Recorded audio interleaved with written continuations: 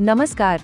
चलिए आज भूगोल के कुछ भारी भरकम शब्दों को एक आसान और मजेदार कहानी में बदलते हैं। एक ऐसी कहानी जो बताती है कि हम यानी इंसान अपनी धरती से कैसे जुड़े हुए हैं। तो आज का हमारा सफर कैसा रहेगा? सबसे पहले हम शुरू करेंगे बिल्कुल बेसिक चीज से, यानी कृषि की धरती से हमें खाना कैसे मिलता है। इसके बाद हम जमीन के नीचे जाएंगे और देखेंगे कि वहाँ कौन से खजाने छिपे हैं। ये है खनन। फिर हम समझेंगे कि ये सब चीजें पूरी दुनिया में फैलती कैसे हैं, यानी व्यापार। और आखिर में हम देखेंगे कि इन सब चीजों ने हमारे रहने के तौर तरीकों, हमारी बस्तियों को कैसे शक्ल दी है। तो चलिए सफर शुरू करते हैं और शुरुआत होगी हमारे सबसे पहले और सबसे बुनियादी रिश्ते से। वो रिश्ता है जमीन के साथ, यानी खेती बाड़ी, जिसे हम कृषि कहते हैं। अब देखिए, कृषि का मतलब सिर्फ खेत जोतना और फसल उगाना ही नहीं है। ये तो वो बुनियाद है, वो नींव है जिस पर हमारी पूरी की पूरी सभ्यता टिकी हुई है। ये वो हुनर है जिससे हमने जमीन से अपना पेट भरना सीखा। अब खेती भी ना दो तरह की होती है। शुरू में तो इंसान बस अपने और अपने परिवार के लिए खेती करता था, मतलब इतना उगा लो कि गुजारा हो जाए। इसे हम कहते हैं निर्वाहक कृषि। लेकिन फिर वक्त बदला और खेती का मकसद भी। अब बड़े बड़े खेतों में सिर्फ मुनाफे के लिए फसलें उगाई जाने लगी, और यही है वाणिज्यिक कृषि, जो आज दुनिया के अरबों लोगों का पेट भर रही है। जरा सोच कर देखिए, एक ऐसी जिंदगी जहां लोग अपने जानवरों के झुंड के साथ एक जगह से दूसरी जगह घूमते रहते हैं। क्यों? बस अच्छी घास और पानी की तलाश में।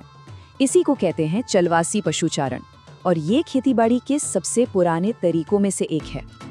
अच्छा, अब रोपण कृषि को समझना है ना, तो बस ब्राजील के बड़े बड़े कॉफी के बागानों की तस्वीर दिमाग में ले आइए, जिन्हें वहाँ फजेंडा कहते हैं। यहाँ होता क्या है कि बहुत बड़े इलाके में सिर्फ एक ही फसल उगाई जाती है, जैसे कॉफी, चाय या रबड़। अब ये देखिए मिश्रित कृषि। ये खेती करने का एक बहुत ही स्मार्ट तरीका है। इसमें होता ये है कि फसलें भी उगाते हैं और साथ में जानवर भी पालते हैं। और मजे की बात ये है कि सब कुछ एक दूसरे से जुड़ा है। फसलें जानवरों का चारा बन जाती हैं और जानवरों का गोबर फसलों के लिए बेहतरीन खाद। मतलब एक पूरा का पूरा आत्मनिर्भर सिस्टम बन जाता है। ठीक है, तो जमीन के ऊपर से पेट भरने का जुगाड़ तो हो गया, लेकिन जमीन के नीचे क्या है? धरती के अंदर कौन से राज छिपे हैं? बस यहीं से हमारी कहानी का अगला पड़ाव शुरू होता है। तो चलिए अब जमीन की सतह से थोड़ा नीचे चलते हैं। बात करते हैं खनन की, यानी धरती का खजाना निकालने की। ये वो कच्चा माल है जिससे आज हमारी पूरी दुनिया चल रही है। तो खनन है क्या? सीधा सा मतलब है धरती के गर्भ से कीमती चीजें यानी खनिज निकालना। अरे, जिस फोन का हम इस्तेमाल कर रहे हैं उसमें लगी धातु से लेकर हमारे घरों को रोशन करने वाली बिजली के लिए कोयले तक, सब कुछ खनन की ही देन है। और ये खजाना निकालने के मोटे तौर पर दो तरीके हैं। एक तो है विस्तृत खनन, मतलब ऊपर से जमीन को खोदकर खनिज निकाल लेना। ये तब होता है जब खनिज सतह के पास ही हो। और दूसरा है कूप की खनन, जिसमें जमीन में गहरी सुरंगें खोदी जाती हैं, बहुत नीचे तक, उन खनिजों तक पहुंचने के लिए जो काफी गहराई में दबे हैं। और खनिजों में भी एक चीज है जिसने तो पूरी दुनिया का नक्शा ही बदल दिया, खनिज तेल, जिसे हम पेट्रोलियम भी कहते हैं। इसी एक चीज ने एनर्जी और ट्रांसपोर्टेशन में एक ऐसी क्रांति ला दी जिसके बिना आज की दुनिया की कल्पना करना भी मुश्किल है। तो ठीक है, खाना भी हो गया, धरती से खजाना भी निकल आया, पर सोचिए अगर ये सारा सामान एक ही जगह पड़ा रहे तो उसका क्या फायदा?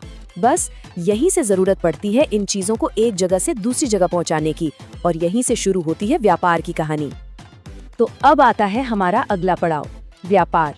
ये वो सिस्टम है, वो नसों का जाल है जो पूरी दुनिया को एक दूसरे से जोड़ता है।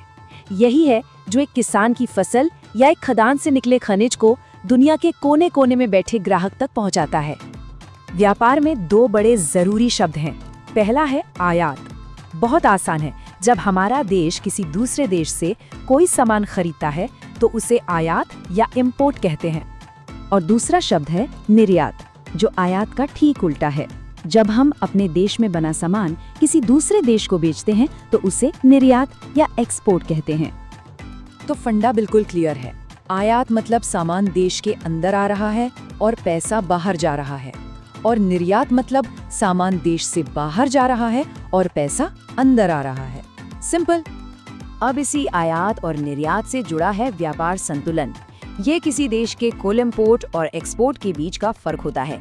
इसे ऐसे समझिए जैसे हम अपनी कमाई से ज्यादा खर्च नहीं करना चाहते हैं ना, ठीक वैसे ही हर देश चाहता है कि वो खरीदे कम और बेचे ज्यादा, मतलब निर्यात ज्यादा हो और आयात कम। और देखिए, खेती से लेकर खनन और फिर व्यापार तक, इन सभी गतिविधियों ने मिलकर ही हमारी छोटी छोटी स्थानीय अर्थव्यवस्थाओं को एक बड़े ग्लोबल मार्केटप्लेस में बदल दिया है। आज सब कुछ एक दूसरे से जुड़ा हुआ है। तो हमने खेती, खनन और व्यापार की बात कर ली, पर इन सब आर्थिक गतिविधियों का एक बहुत बड़ा असर होता है हमारी जिंदगी की सबसे निजी चीज पर, कि हम अपना घर कहाँ बनाते हैं, हम रहते कहाँ हैं। चलिए अब इस सफर के आखिरी हिस्से को समझते हैं। जैसे जैसे फैक्ट्रियां और व्यापार बढ़ने लगा, शहरों में काम के मौके भी बढ़ने लगे, तो जाहिर है लोग रोजी रोटी की तलाश में गांवों से निकलकर शहरों की तरफ आने लगे। बस लोगों के इसी मूवमेंट को, गांवों से शहरों की तरफ बसने की इस प्रक्रिया को ही नगरीकरण कहते हैं। और जब ये शहर बढ़ते बढ़ते बहुत ज्यादा बड़े और घनी आबादी वाले हो जाते हैं, तब ये बन जाते हैं महानगर, यानी मेट्रोपोलिस।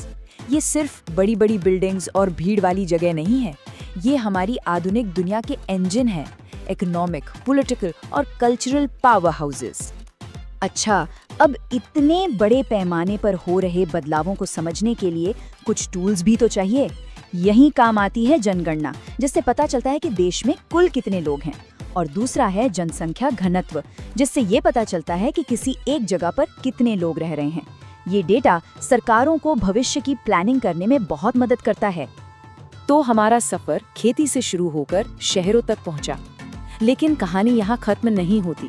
आज हम टेक्नोलॉजी और क्लाइमेट चेंज के दौर में जी रहे हैं। तो जाते जाते एक सवाल छोड़ जाते हैं। सोचिए, आने वाले 100 सालों में धरती के साथ हमारे बदलते रिश्ते को बयान करने के लिए हमें भूगोल की डिक्शनरी में कौन से नए शब्द जोड़ने पड़ेंगे।